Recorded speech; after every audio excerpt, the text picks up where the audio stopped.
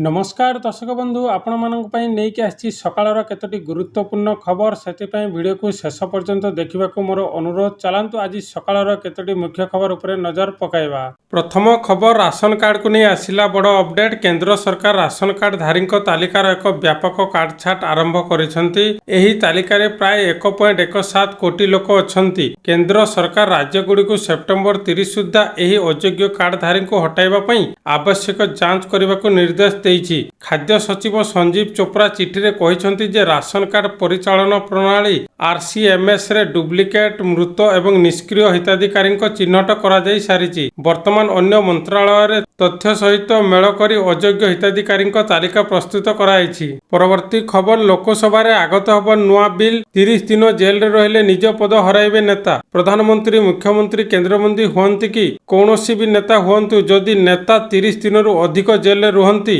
किंबा सेमानंकु अति कम रे 5 वर्ष जेल दंड विधान हुए ताहले सेही नेतांकु तांको पदरु बहिष्कार करा जिवो। 30 दिन रु अधिक जेल रे रहिले जीव आसन। संगीन अपराधमक मामला रे गिरफ राजनेतांक विरोध रे केंद्र सरकार आनिबाकु जाउछन्ति नुआ बिल। केंद्र गृहमंत्री अमित शाह आज लोकसभा रे 3टी बिल उपस्थापन करिवे। परवर्ती खबर ट्रेन यात्रींक पई बड़ झटका। एणिकी लिमिट रु अधिक जिनिस नेले पड़िबो जरिमाना। वर्तमान रेलवे लगेज परिवहन नियम को कड़ाकड़ी करबाकु जाउछि। एणिकी विमान यात्रा परि ट्रेन यात्री को मध्य सेमानक लगेज उपरे ओजन एवं आकार उपरे ध्यान देबाकू पड़िबो। सीमारू अधिक ओजनर जिनिस नेले यात्री को मोटा अंकर जरिमाना देबाकू पड़िबो। परवर्ती खबर युक्त 2 द्वितीय पर्याय नामलेखा पई विज्ञप्ति प्रकाश पाइछि। आसंता 25 तारिख रु आवेदन आरंभ हबो। नाम लेखाइबाकू इच्छुक छात्र छात्री माने साम्स वेबसाइट माध्यम रे 31 तारिख सुद्धा आवेदन करि पारिबे। एही पर्यायर प्रथम मेधा तालिका आसंता सेप्टेम्बर 4 तारिख रे प्रकाश पाइबो। एथिरे चयन होइतबा छात्र छात्री माने 6 रु 10 तारिख मध्य नाम लेखाइबे। एने उच्च माध्यमिक शिक्षा निर्देशालय पक्षर विज्ञप्ति प्रकाश पाइछि। परवर्ती खबर सरकारक बड़ घोषणा। एणिकी स्कूल पिलांकु मिलिबो चाउल, बैंक खाता को जीवो टंका।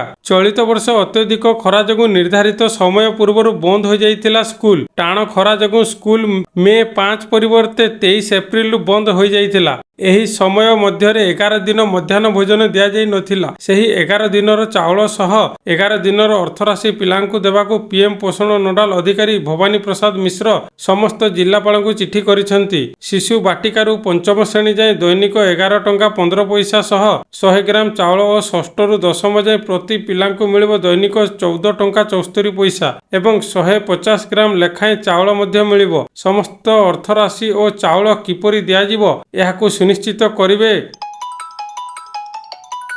प्रधान शिक्षक। परवर्ती खबर। एणिकी बंद हब ऑनलाइन बेटिंग गेम। लोकसभा रे उपस्थापित हला online gaming bill. Online betting उपरे लागिला रोग। बेटिंग सह जड़ित ऑनलाइन टंका खेला को निषिद्ध करबाकू लक्ष्य। देशर वर्तमान डिजिटल गेमिंग सेक्टर द्रुत गति रे बढ़िबार लागिछि। बेटिंग ऐप रोक पई बिल उपस्थापना कले सूचना और प्रजुक्तिक विद्या मंत्री अश्विनी वैष्णव। परवर्ती खबर। राज्य सरकारक बड़ निष्पत्ति। प्रति पंचायत रे नियुक्ति हेबो पारालीगल वॉलंटियर। महिला और शिशु सुरक्षा राज्य सरकार बड़ पदक्षेप। एमाने महिला विरोधी अपराध हेले पीड़िता को प्रारंभिक न्यायिक साहाय्य करिवे। एने महिला और शिशु विकास विभाग सह आईन विभागर बैठक होईछि। परवर्ती खबर। भारत को ऑफर देले पुतिन। अधिक शुल्क पई अमेरिका बजार द्वार जदि बंद हुए ताले आमे अछु एने सूचना देले रूस राष्ट्रपति। अमेरिका तुलन में कम शुल्क रे आमे जिनिस नेबाकू प्रस्तुत। भारत एवं अमेरिका मध्य शुल्क को नहीं बढ़ुवा उत्तेजना मध्य एवं रूस भारत को यही बड़ प्रस्ताव देइछि। रूस कहिछि जे जदि शुल्क जोगु अमेरिका बजार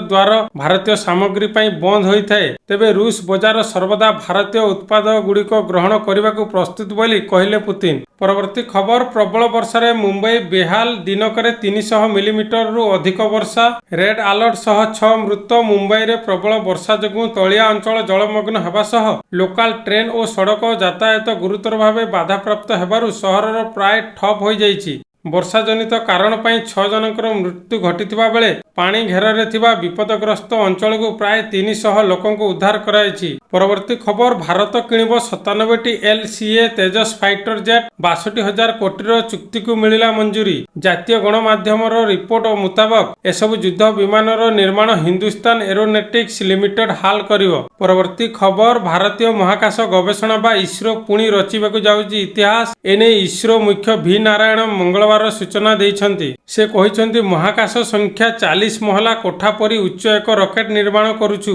ଯାହା 75,000 କିଲୋଗ୍ରାମ ବା 75 ଟନ୍ ପେଲୋଡ୍ ପୃଥିବୀର ନିମ୍ନ କକ୍ଷପଥକୁ ପଠାଇ ପାରିବ। ପରବର୍ତ୍ତୀ ଖବର ଏଣିକି ବିବାହ କରିପାରିବେ 16 ବର୍ଷ ବୟସ୍କା ମୁସଲମାନ ନାବାଳିକା ଝିଅ। ସୁପ୍ରିମକୋର୍ଟଙ୍କ ବଡ଼ ରାୟ। ଏହା ସହିତ ଶୀର୍ଷ କୋର୍ଟ ପଞ୍ଜାବ ହରିୟାଣା ହାଇକୋର୍ଟଙ୍କର ରାୟରେ ହସ୍ତକ୍ଷେପ କରିବାକୁ ମଧ୍ୟ ମନା କରିଦେଇଛନ୍ତି। ତ ଦର୍ଶକ ବନ୍ଧୁ, ଏ ଥିଲା ଆଜି ସକାଳର କେତୋଟି ଗୁରୁତ୍ୱପୂର୍ଣ୍ଣ ଖବର। ଯଦି ଭିଡ଼ିଓଟି ଭଲ ଲାଗିଛି ଲାଇକ୍ କରିବା ସହିତ ଆମ ଚ୍ୟାନେଲକୁ ସବସ୍କ୍ରାଇବ୍ କରନ୍ତୁ। ଭିଡ଼ିଓଟି ସମ୍ପୂର୍ଣ୍ଣ ଦେଖିଥିବାରୁ ଆପଣଙ୍କୁ ବହୁତ ବହୁତ ଧନ୍ୟବାଦ।